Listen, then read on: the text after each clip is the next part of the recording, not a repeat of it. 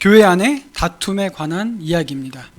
시시비비를 가리지 못해서 교회 안의 다툼이 세상 밖으로까지 나간 이야기를 오늘 6장 1절에서 8절 말씀이 다루고 있습니다. 탈무드에서 나오는 이야기인데 한 두 젊은이가 랍비에게 시시비비를 가리기 위해서 랍비에게 지혜를 구하고자 찾아왔다고 합니다. 그래서 랍비가 두 젊은이를 따로따로 불러서 먼저 한 친구를 불러서 이야기를 듣습니다. 다 충분히 들어보고 나서 당신 말이 옳소 이렇게 대답을 해줍니다. 젊은이가 만족하면서 돌아가는데 또 다른 젊은이를 불러서 이 젊은이에게도 이야기를 다 듣고 나서 당신 말이 옳소라고 똑같은 이야기를 합니다. 그러니까 이 지켜보고 있던 랍비의 아내가 의아해서 아니 당신 두 사람 다 옳다고 하면 도대체 당신 판단의 기준이 뭡니까? 라고 물으니까 이 랍비가 하는 말이 당신 말도 옳소 이렇게 대답을 했다라고 합니다. 어떻게 보면 되게 허탈하고 우스운 이야기일 수 있는데 사실 우리가 인생을 살다 보면 우리는 흑백 논리에 익숙해서 이게 옳으면 저게 그르다고 생각하기 쉽지만 사실은 그렇게 옳고 그름이 쉽게 갈리지 않을 때도 굉장히 많습니다. 그리고 정말로 전부 다 옳을 때도 있고 단지 하나의 단면만을 마치 코끼리 코를 만지고 다리를 만지고 등을 만지듯이 각기 다른 단면을 보았을 뿐이지 모두가 옳을 때도 있고 또 모두가 틀릴 때도 있습니다. 그리고 우리는 다르다는 사실을 착각하거나 오해해서 틀린 것으로 또 오해할 때도 있습니다. 그래서 다툼이 생기고 이 다툼이 감정 싸움으로 번져서 쉽게 해결되지 않는 경우가 많습니다. 아마 고린도 교회 안에도 그런 일이 있었던 것 같습니다. 성도들 간에 교인들 간에 다툼이 있었고 이것을 서로 해결하다가 해결이 안 돼서 이제 세상 법정 로마 통치하에 있는 이 이스라엘에서 예루살렘에서 그 세상 법정으로까지 교회 안의 문제가 새어나간 사례를 지금 바울이 이야기를 하고 있습니다. 그런데 얼마든지 사람 살아가는 세상에서 사람이 모이면 다툼이 있을 수 있고 특별히 오늘날 현대사회에는 굉장히 복잡해져서 법리적인 문제 때문에 법적인 문제가 워낙 복잡해지다 보니까 감정이 있거나 악의가 있어서가 아니라 법리적인 문제를 다투기 위해서 세상 법정에 의존해야 될 때도 있긴 합니다. 그런데 정말 문제는 그런 이유가 아니라 서로의 감정 때문에 충분히 교회 안에서 해결할 수 있는 일들을 가지고 세상 법정으로 가지고 간 것입니다. 이렇게 되면 세상 법정은 교회의 가치관을 성경의 가치관을 알지도 못할 뿐더러 설령 알고 있다고 해도 그 가치 기준에 따라서 판결을 내리는 것이 아닙니다. 더욱이 교회의 문제가 세상 밖으로 나아갈 때에는 교회의 이미지가 실추가 되고 또 교회에서 우리가 섬긴다라고 하는 믿는다라고 하는 예수 그리스도의 이름이 하나님의 이름이 업신여김을 받게 됩니다. 사도 바울은 바로 이런 이유 때문에 고린도 교회 성도들의 이런 다툼을 세상 밖으로 가지고 간 일을 질책하고 또 엄하게 분노하면서 꾸짖고 있습니다. 2절 3절 말씀에 보면 우리 성도들의 정체성에 대해서 이야기를 합니다. 성도가 세상을 판단할 것을 너희가 알지 못하느냐. 3절 말씀에도 보면 우리가 천사를 판단할 것을 너희가 알지 못하느냐라고 이야기합니다. 천사는 관사가 없이 쓰여서 이것이 정말 우리가 흔히 아는 천사를 말하는 것인지 아니면 범죄하고 타락한 천사, 사탄의 아래에 있는 천사들을 말하는 것인지 명확히 알 수는 없지만 어쨌든 성도의 정체성이라는 것이 세상을 판단하고 심지어 천사를 판단할 만큼 그렇게 권위가 있고 하나님께서 높여주신 자녀로서의 어떤 정체성이 있는데 그것을 잊고 교인들이 세상을 판단해야 할 성도들이 오히려 세상의 판단을 받기 위해 나아갔다라고 이야기를 합니다. 사도 바울은 그래서 유독 오늘 본문 말씀에서 보면 반어법이 굉장히 여러 차례 나옵니다. 아니하느냐, 알지 못하느냐, 감당하지 못하겠느냐, 세우느냐, 없느냐, 하느냐. 바울이 몰라서 묻는 것이 아닙니다. 이미 고린도 교인들조차도 자신들이 잘못하고 있고 그들이 믿고 있는 예수 그리스도의 가치가 교회 안의 가치가 세상의 가치나 기준과 다르다는 것을 알면서도 잘못 행하고 있기 때문에 바울이 엄하게 질책하는 것입니다. 그래서 사도 바울은 이들이 깨닫고 자신들이 얼마나 실수를 하고 있는지 깨달으라고 계속해서 반문해서 묻고 있습니다. 더욱이 이들이 성도의 정체성에도 불구하고 다투고 있는 일은 사실은 그렇게 심각하거나 거창한 문제가 아니라 지극히 작은 일이었습니다. 그래서 2절 말씀에 보면 지극히 작은 일 판단하기를 감당하지 못하겠느냐라고 묻습니다. 8절 말씀에 쓰인 너희는 불의를 행하고 속이는구나 라고 표현했는데, 이 속인다라는 단어가 원어로 보면 주로 상업적인 일에 쓰였다라고 합니다. 그러니까 짐작하기는 교회 안의 작은 일이라는 건 어떤 상업적인 일, 금전과 관련된 일, 그래서 채무 관계에 대한 것이거나 아주 사소한 돈 문제가 걸려 있어서 교인들이 돈 문제를 놓고 다투다가 이것을 로마 법정으로까지 가지고 간 것이 아닌가 생각이 됩니다. 그러니 사도 바울은 별것도 아닌 일을 오히려 세상을 판단해야 할 교인들이 세상의 조롱거리가 되는 상황임을 꾸짖고 있습니다. 나아가서 이 당시의 법정은 지금도 사실은 그렇지만 우리가 재판이 걸리면 가진 것 없고 연약한 사람들은 별것도 아닌 일로 중형을 선고받고 정말로 큰 범죄를 저지르고도 당장 한국 사회에서도 정말 아무 일도 아닌 것처럼 가볍게 판결을 받는 경우를 너무나도 자주 봅니다. 그런데 이 당시에는 더해서 일반 천민들은 말할 것도 없고 가난하게 사는 빈민들은 말할 것도 없고 평민조차도 법정에 가는 일이 거의 없었다라고 합니다. 법정은 가진 자들의 장소였다라고 합니다. 돈을 가지고 있고 권력을 가진 자들이 자신보다 가진 것이 없는, 자신보다 사회적 지위가 낮거나 가진 것이 없는 사람들을 고소할 때 법정을 이용했다라고 합니다. 자기보다 높은 지위에 있는 사람들을 고소하는 일은 거의 없었고 오히려 손해보기 싫어서 충분히 누리고 가지고 있는 사람들이 그것조차도 손해보기 싫어서 자신보다 아래에 있는 사람들을 고소하는 데 많이 이용했다라고 합니다. 그러니 사도 바울은 세상 사람들이, 성경의 가치를 알지 못하는 사람들이 사회적인 기준을 가지고서 행하는 그 불의를 공의롭고 정의로우신 하나님을 믿는다라고 하는 성도들이 자행하고 있으니 더 통탄했던 것입니다. 나아가서 그 당시에 로마 통치하에서의 고린도라는 도시에서 재판장은 아고라라고 불리는, 아마 가끔 들어보셨을 텐데, 시장의 한복판에 있었다라고 합니다.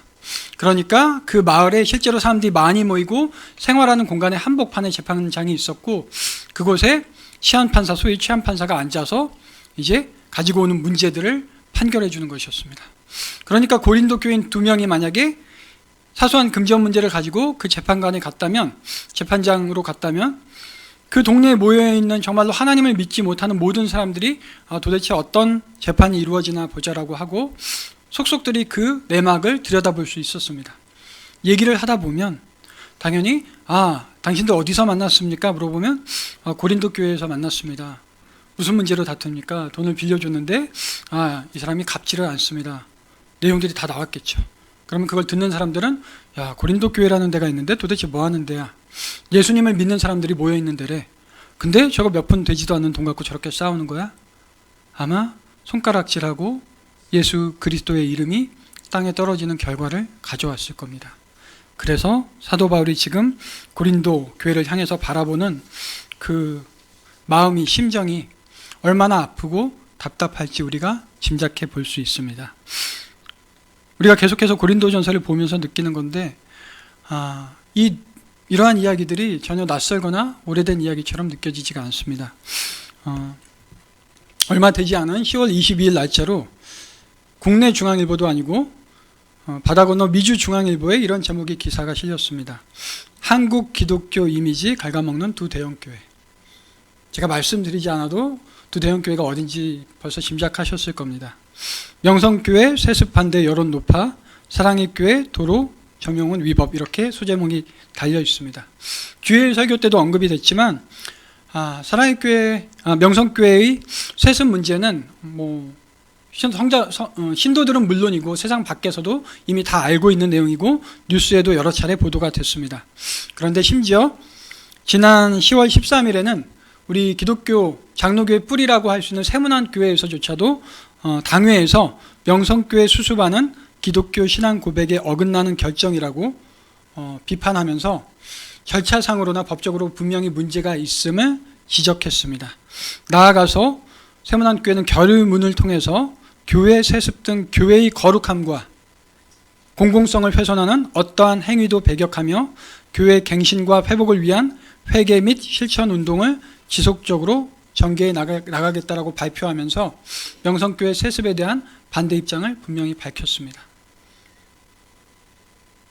참으로 이러한 사실들만 보아도 벌써 오랜 시간 끓고 있는 이런 문제들이 길어지면 길어질수록 우리 한국교회 내에서는 물론이고 교회 밖에서도 얼마나 기독교의 이미지를 떨어뜨리고 나아가서 하나님의 이름을 떨어뜨리는 일인지 모르겠습니다. 사랑의 교회 문제도 마찬가지입니다.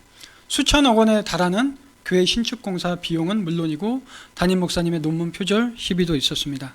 그런데 지난 17일 대법원에서 최종적으로 지하공간 도로 점용권과 관련해서 최종적으로 위법이라고 판결을 내렸습니다. 억지로 지하에 그럴듯한 본당 예배 공간을 만들고자 무리해 가면서 서초구청이나 도로공사 등이 반대하는, 또 도시가스 등이 반대하는 것들을 무릅쓰고 그 지하에 매립되어 있는 하수기관이나 하수시설이나 또 전기시설이라든지 가스시설을 모두 옮겨가면서까지 이 공사를 진행했습니다. 어떻게 해서 영향력을 써서 석연치 않게 허가를 받긴 했지만 결국에는 지난 2011년에 꽤 오래전이죠. 서초구 주민들이 294명이나 되는 주민들이 도로 점용 허가가 부당하다라고, 특혜에 해당된다라고 서울시에 건의를 해서 서초구청을 감사해달라고 요청을 했고, 서초구청에서 이것을 거부해서 이게 결국에는 법정으로 가게 된 겁니다. 그리고 지난 17일에 결과가 나온 것이 방금 말씀드린 대로 재량권을 남용해 위법이라고 판결이 났습니다. 이제 사랑의 교회가 할 수 있는 대안은 원래대로 모든 공사, 공유 공간에 해당되는 도로 밑에 해당되는 지하 공간을 다시 원상 복구시키든지 아니면 해마다 수십억 원에 달하는 이행 강제금을 지불해야 합니다. 교회 안의 문제가 세상 법정으로 가서 최종 판결이 나기를 교회가 잘못됐다, 무리한 방법, 위법한 방법을 썼다라고 판결을 했습니다. 사실은 이 정도는 금전 문제라면 그러려니 하고 넘어갈 수도 있습니다. 근데 다들 아시겠지만 이미 사랑의 교회 안에서는 이 오랜 시간을 거치는 동안 내부적으로 크나큰 분열들이 있었고 많은 분들이 갈라섰고 한때는 교회가 둘로 나뉘어서 서로 다른 예배 공간에서 예배를 드리기도 했고 많은 분들이 교회를 떠나갔습니다.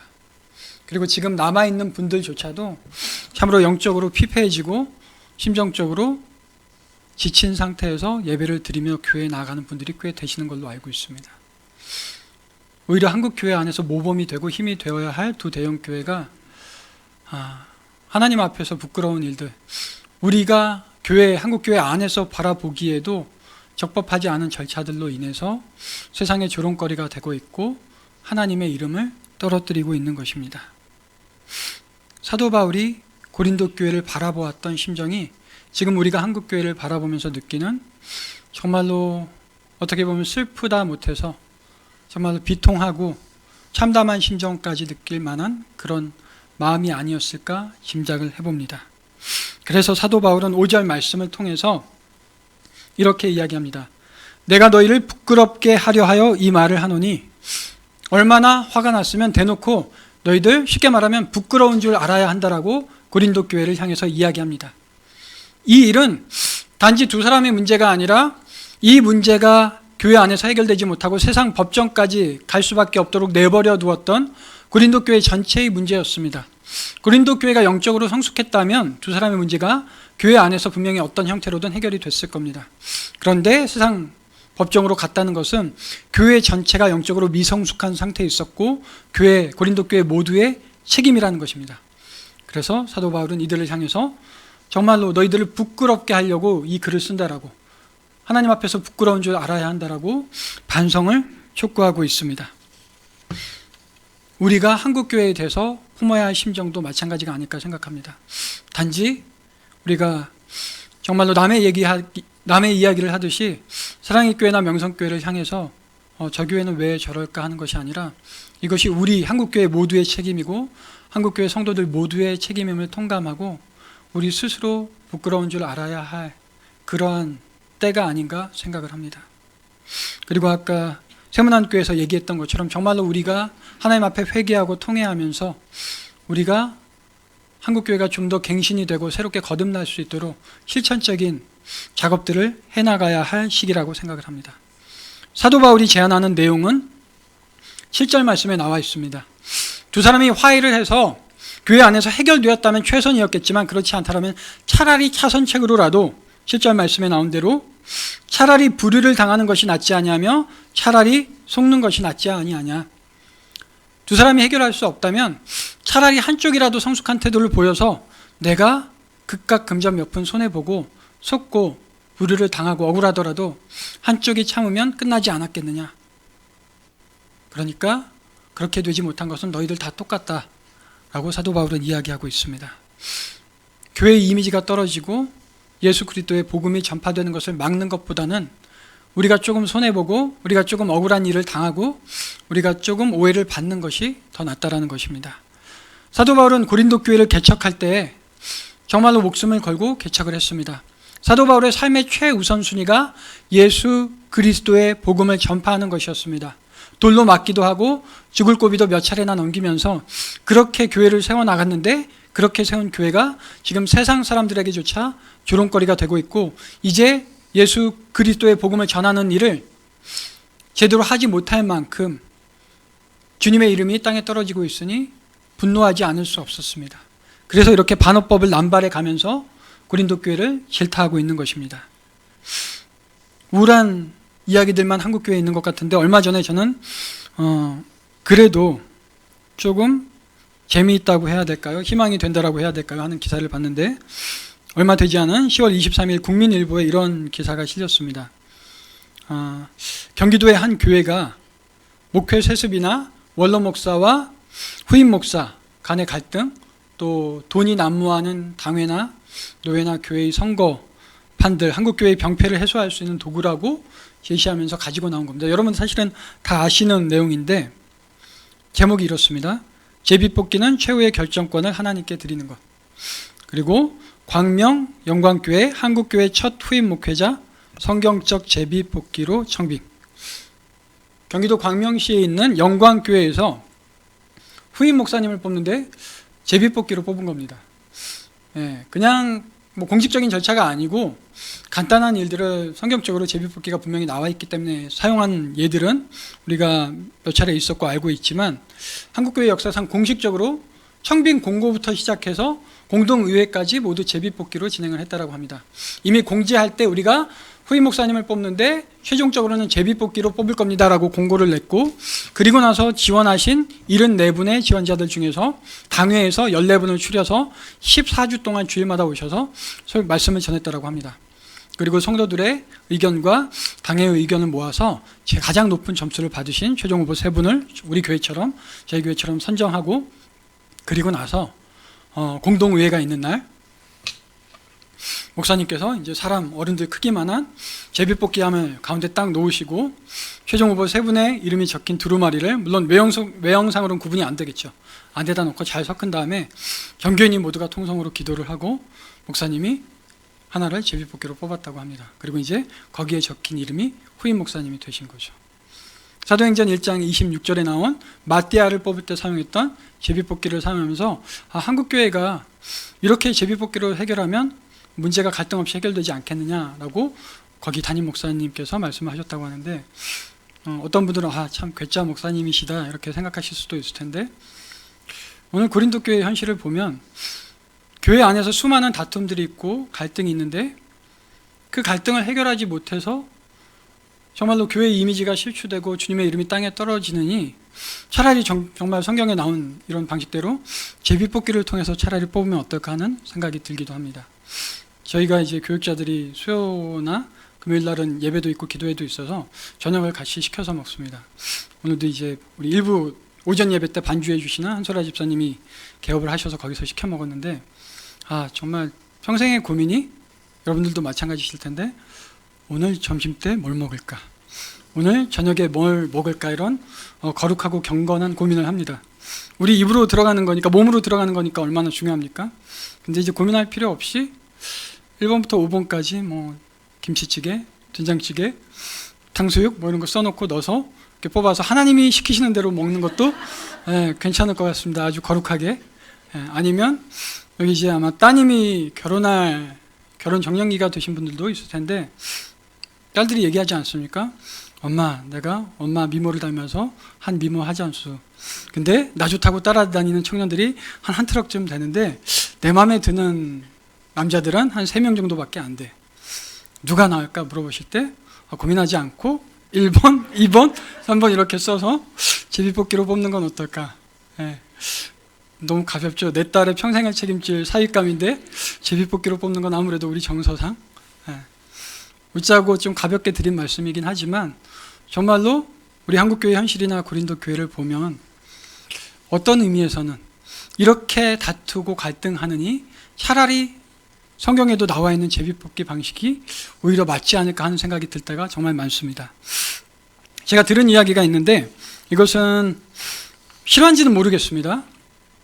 영국의 한 대학에 두 학생이 있었는데 한 학생은 늘 1등을 하고 다른 학생은 늘 정말 근소한 차이로 2등을 했다고 합니다. 늘 1등을 하는 학생은 영국 대학인데도 불구하고 동양인 학생이었습니다.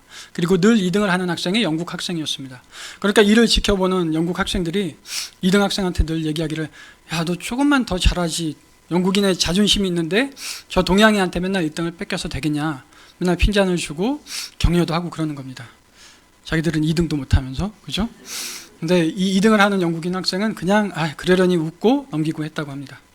근데 언제부터인지 하루는 이 동양인 학생이 늘 1등을 도맡아 하는 학생이 수업이 안 나오는 겁니다. 근데 하루 이틀 길어지고 한 주를 넘어갑니다. 들리는 소문에 의하면 크게 다쳐서 병원에 입원해 있다 이런 소식이 들립니다. 그러니까 학생들이 야, 기회다. 이번에야말로 너가 정말 맨날 2등만 하지 말고 이번에는 너가 좀 1등을 해서 우리 영국 대학인데 영국인들이 얼마나 우수한지 좀 보여줘라. 그렇게 기대를 했다라고 합니다. 그런데 한 학기가 끝나고 최종 성적이 나왔습니다. 그런데 이번에도 동양인 학생이 1등인 겁니다. 학생들이 다 의아해했죠.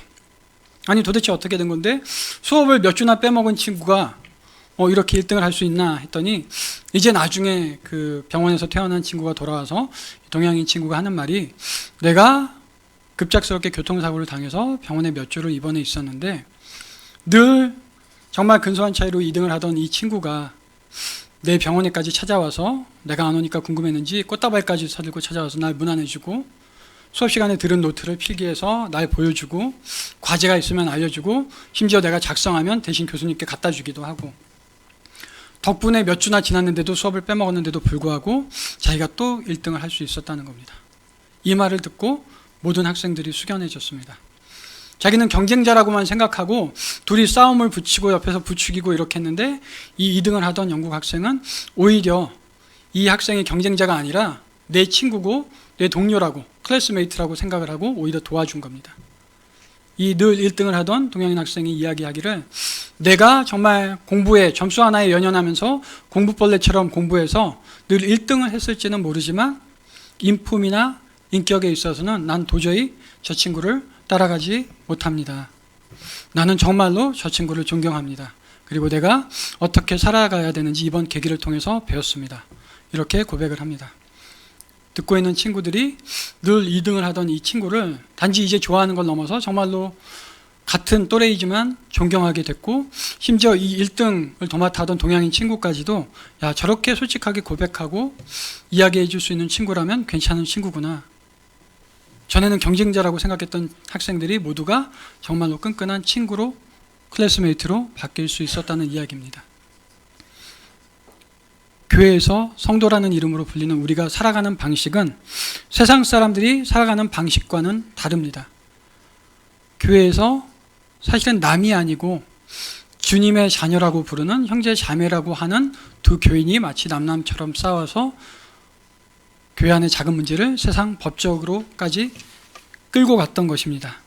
그래서 사도 바울은 야, 너희들이 서로 어떤 관계인지 너희들 깨닫고 있지 못하구나 라고 이야기하면서 5절, 6절, 8절 말씀에서 5절 말씀 그 형제 간의 일을 판단할 만한 지혜 있는 자라고 표현합니다. 다투고 있는 두 사람이 형제라고 표현합니다. 6절 말씀에서도 형제가 형제와 더불어 고발할 뿐더러 라고 표현을 하고 마지막 8절 말씀에서도 그는 너희 형제로다라고 표현을 합니다. 우리가 주님 안에서 모두가 형제이고 자매인데 하나님의 자녀라고 부르면서도 그 정체성, 그 사실을 망각하고 마치 남인 것처럼 별것 아닌 일로 상대방을 끌고 세상 법정으로 갔던 것입니다. 그래서 사도 바울은 고린도 교회를 향해서 야, 정신 차려라. 너희도 서로 형제 아니냐. 그리고 너희들의 정체성이 하나님 앞에서 세상을 판단하고 천사조차도 판단해야 되는데 세상보다 못한 기준으로 살아간다면 어떻게 부끄러워서 낯을 들고 하나님 앞에서 살아갈 수 있겠느냐라고 이야기를 합니다. 여러분, 자녀들이 다투고 있으면 사실은 누가 제일 마음이 아픕니까? 세상 사람들은 교회 안에 다툼이 있으면 비난할 뿐입니다. 비난하면 그만이고 돌아서면 그만이고 욕하면 그만이지만 자녀들끼리 싸우고 있으면 그 모습을 바라보는 부모님의 마음은 참담하다 못해 정말 찢어질 겁니다. 한국 교회가 정신을 차리지 못하고 이와 같은 고린도 교회와 같은 모습을 되풀이한다면 우리를 바라보시는 하나님 아버지께서는 정말로 자녀들끼리 싸우는 그 모습을 보시고 얼마나 가슴 아파하시겠습니까? 우리의 시선, 사도 바울이 고린도 교인들을 향해서 요구했던 것처럼 우리의 시선도 우리를 바라보고 계시는 하나님께, 하나님 앞으로 향해져야 하리라고 믿습니다. 우리가 더 이상 세상의 조롱을 받는, 손가락질 당하는 한국 교회가 아니라 정말로 늘 2등을 할지라도 자신의 가치관을 지키고 세상과는 다른 가치관을 지키고 남들이 1등해야 된다라고, 이겨야 된다라고, 저 사람을 눌러야 된다라고 이야기할 때 저 친구가 경쟁자라고 부를 때에도 그를 친구라고 여기고 형제라고 여겼던 것처럼 이 가치관이 바로 한국 교회가 가져야 할 가치관이라고 생각을 합니다. 세상과는 다른 가치관, 오히려 세상보다 훨씬 더 높고 고상한 가치관을 가진 우리 하나님 말씀의 기준을 쫓아서 한국 교회가 좀 더 바로 서고 정말로 정신을 차리고 세상 속에 오히려 손가락질을 당하는 것이 아니라 감동을 주고 그들에게 기대와 도전을 할 수 있는, 기대를 주며 도전을 요구할 수 있는 그런 교회가 되기를 소망해 봅니다. 이제 곧 우리 교회에 새로운 담임 목사님께서 오실 텐데 미루어 두었던 사역들이 참 많습니다. 정말로 하나님께서 원하시고 기뻐하시는 사역들에 우리가 우리의 모든 가진 것들을 집중해야 될 테고 정말로 형식적이고 허탄한 것들을 버리고 영혼을 살리고 우리 교회가 모이기에 힘쓰고 예배하고 기도하고 전도하는 일에 또 어려운 이웃들을 돕는 일에 우리 교회의 역량을 집중해야 할 것입니다. 그래서 정말로 우리 신도범 교회가, 한국 교회가, 모든 교회가 다 잘못하고 있다고 하더라도 다른 교회가 그러니까 우리 교회도 이쯤은 괜찮아가 아니라 정말로 세상 가운데서 사랑받고 인정받을 수 있는 우리 도봉구 방학동 지역 주민들에게 기대를 줄 수 있는, 나아가서 그들에게 우리 믿는 자들은 다르다라는 것을 보여주고 감동을 줄 수 있는 교회가 될 수 있기를 소망해 봅니다. 그것이 결코 쉽지 않겠지만 우리가 새로운 목사님과 더불어서 마음을 새롭게 하고 우리 10년 가운데 역사하시는 성령 하나님께서 나 자신부터 정말로 진정으로 주님 앞에 회개하고 나의 양보하지 못했던 것들, 차라리 손해보고 말 것을 손해보지 못했던 것들 내려놓고 주님 안에서 우리가 형제이며 우리 교회가 세상과는 다른 가치관을 붙들고 살아간다는 것을 다시 한번 확인한다면 충분히 가능할 수 있으리라고 믿습니다. 우리 이 시간 정말 우리의 삶이 진정한 신앙인이자 진정한 예배자가 되었으면 하는 소망을 담아서 나는 예배자입니다. 함께 하나님께 올려드리도록 하겠습니다.